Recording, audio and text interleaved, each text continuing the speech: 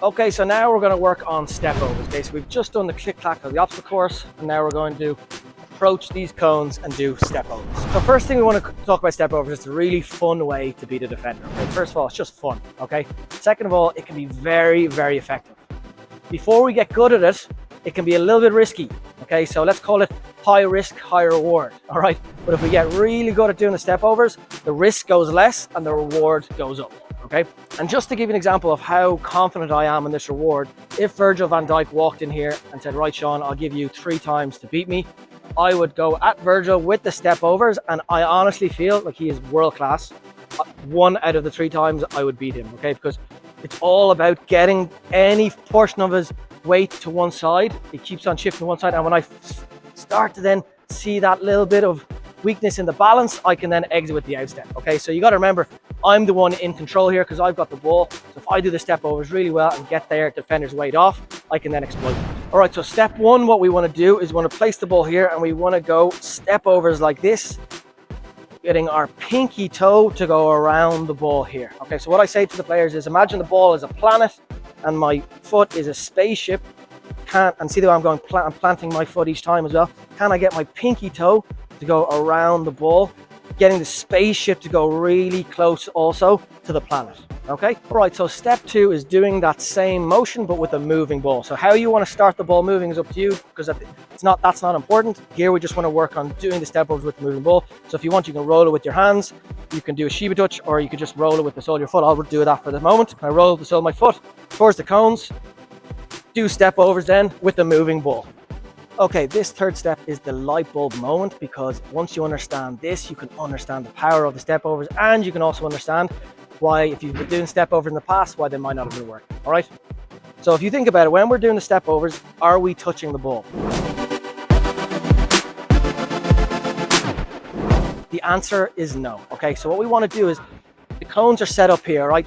These 2 yellow cones are the player's feet. All right, the white cone is the middle of their center of gravity. Okay, so we need this first touch to go towards their center of gravity. If we don't get that, it's not an effective step over. Okay, and we need this touch to be a Shiba touch. Remember the first move we did, the Shiba touch, first lesson? So we need to get a Shiba touch towards the white cone and then get the step overs in. Okay, this is so important. Again, we're not touching the ball when we're doing the step overs, so we need to get this good touch. Okay, let's see if I can do it.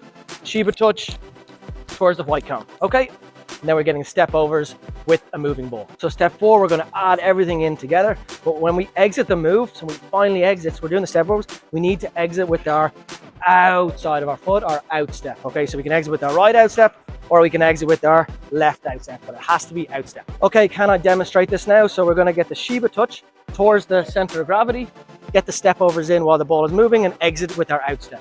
Here we go, Shiba touch towards the white cone, and then exiting with our outstep.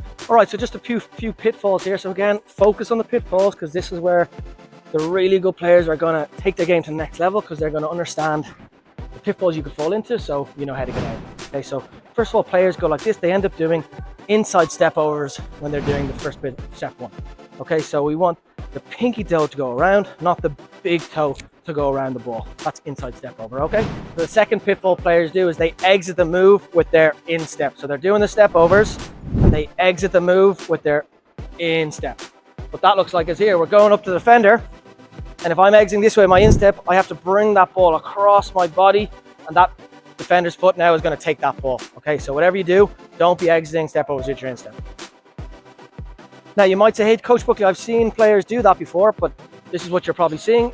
You're seeing a step over into a click clack. Okay, so obviously exiting the click clack with the instep, but that's a different move. If you want, we can work on that as a bonus. Okay, the third pitfall players run into, they get that first touch with the Shiba touch going off a different direction, and they get the step overs in and they wonder why it's not working.